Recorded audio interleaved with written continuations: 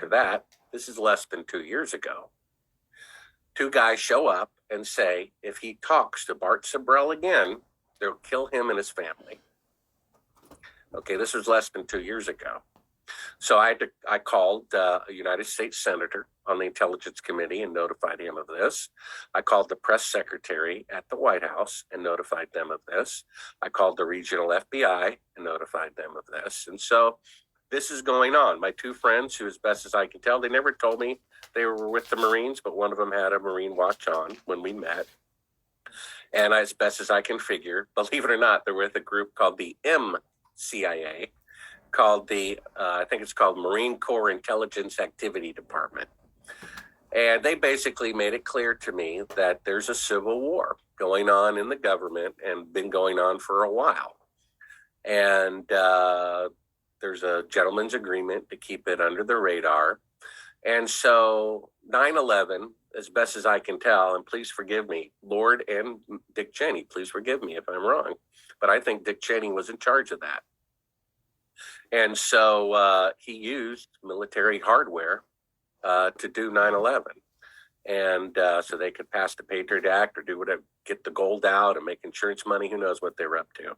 In fact, I wouldn't be surprised if the person who was hit by a car, whose heart Cheney got, they didn't set that up based on DNA records, knowing he was a good match. And forgive me if I'm wrong about that. So they use something in the military, airplanes, NORAD, something. I mean, it's an absolute fact that on September 11th, 2001, NORAD was doing an exercise about the World Trade Centers being hit by airplanes. I mean, that's a 1 in a 10 trillion chance coincidence. So somebody in the military set that up for them to stand down when planes were going to attack those buildings, or mock planes or whatever. Or to turn off the radar so there'd be no record that they were planes. Maybe they were holograms. I have no idea. I wasn't there.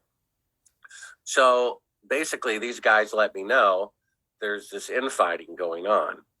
The problem is when a bank robber robs a bank and gets $1 million, it just emboldens them to rob another one and take $2 million. And when they get away with that, they take $4 million.